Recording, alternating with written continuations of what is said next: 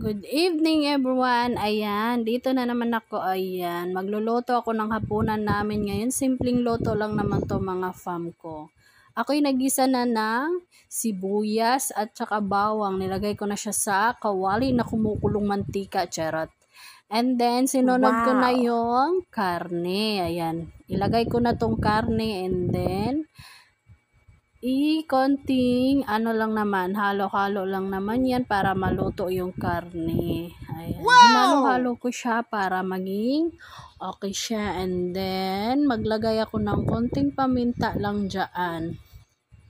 Para maging malasa naman yan, charot.